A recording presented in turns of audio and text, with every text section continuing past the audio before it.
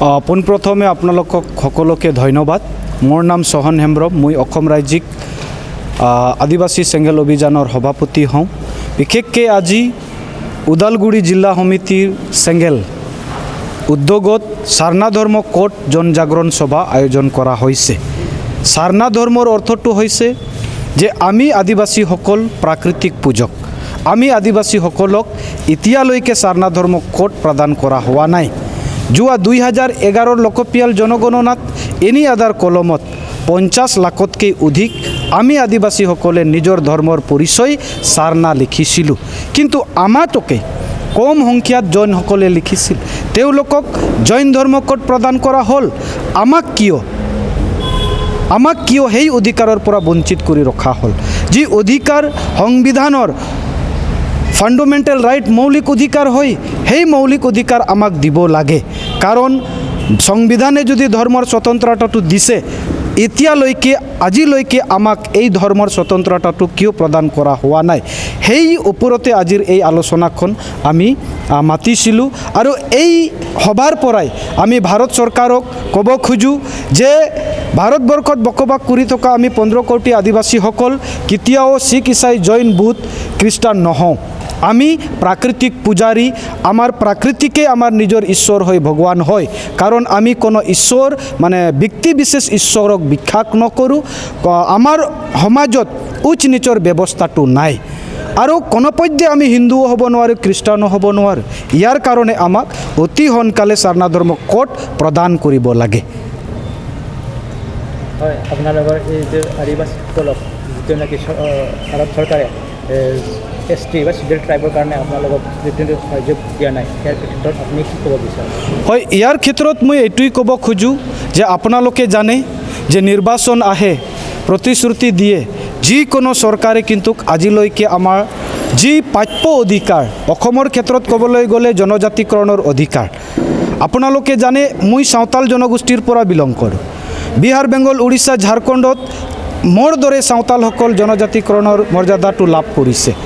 একেটা সংবিধানৰ তলত থাকি একেটা দেশতেই থাকে। কিন্তু দুৰ্ভাগ্যজনৰ বিষয় যে আমি অসমত বসবাস কৰি থকা আদিবাসী জনগোষ্ঠীসকল এতিয়ালৈকে আমাক এই নিজৰ অধিকাৰৰ পৰা বঞ্চিত কৰি ৰাখিছে। এই ভাৰতৰ সংবিধানৰ যি ব্যৱস্থা আছে, সেই ব্যৱস্থাটোকো কিন্তু এতিয়ালৈকে আমাক প্ৰদান কৰিব পৰা নাই। ইয়াৰ কাৰণে আমি এনেকৈ ভাবিব পাৰিছোঁ যে ভাৰতবৰ্ষত যিকোনো দলেই হওক বা পাৰ্টিয়েই হওক আমাৰ কাৰণে কিন্তু বেকাৰেই সাবিত হৈছে। গতিকে ইয়াকে লৈ আমি গাঁৱে গাঁৱে সজাগতাটো কৰি আছোঁ। কেনেকৈ অনাগত দিনত আমি নিজৰ ভৰিত থিয় হৈ আমাৰ নিজৰ অধিকাৰখিনি আমি সাব্যস্ত কৰি ল'ব পাৰিম। ৰাজনৈতিক দলত আদিবাসীক লৈ কোনো এজেণ্ডা নাই, কাক ভোট দিব আপোনালোকে? সেইটোৱে কৈছোঁ। আমি আদিবাসীসকল ভাৰতৰ ডাঙৰ পাৰ্টি ক'বলৈ ক'লে কংগ্ৰেছ আৰু বিজেপি। কিন্তু দুয়োটা পাৰ্টিৰ লগতে আদিবাসীসকলৰ এজেণ্ডাটো নাই। আদিবাসী এজেণ্ডা কি? ভাষা, জাতি, ধৰ্ম আৰু ৰোজগাৰ। সেইটো মানৱ অধিকাৰ। এই অধিকাৰ কোনো এটা ৰাজনৈতিক দলৰ লগত নাই। ইয়াৰ কাৰণে আমি কৈছোঁ যে 60 বছৰ কংগ্ৰেছক ভোট দি আহিছোঁ, কিন্তু কি পাইছোঁ? একোৱেই নাই। বৰ্তমান বিজেপি শাসন আছে, কিন্তু এতিয়াও আমি কি পাইছোঁ? তাৰ বুজিব পাৰিছোঁ পাৰ্টি জিকি আছে, আমি হাৰি আছোঁ। ইয়াৰ কাৰণে আমি পাৰ্টিৰ চিন্তাটো বাদ দি নিজৰ সমাজৰ চিন্তাটো কৰিছোঁ। কাৰণ পাৰ্টি ভোট আহিব যাব, কিন্তু এই আদিবাসী সমাজ যুগ যুগ লৈ থাকিব। আৰু ইয়াক ঠিক কৰিব পাৰিলে অনাগত দিনত সকলো পাৰ্টিৰ লগতে আমাৰ এজেণ্ডাটো তেওঁলোকে ৰাখিবলৈ বাধ্য হ'ব।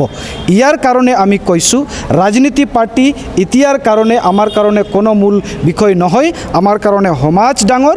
বলক সকলোৱে লগে ভাগে মিলি আমাৰ সমাজখনক ৰক্ষা কৰিম, তেতিয়াহে আমাৰ অধিকাৰখিনি আমি সাব্যস্ত কৰিব পাৰিম।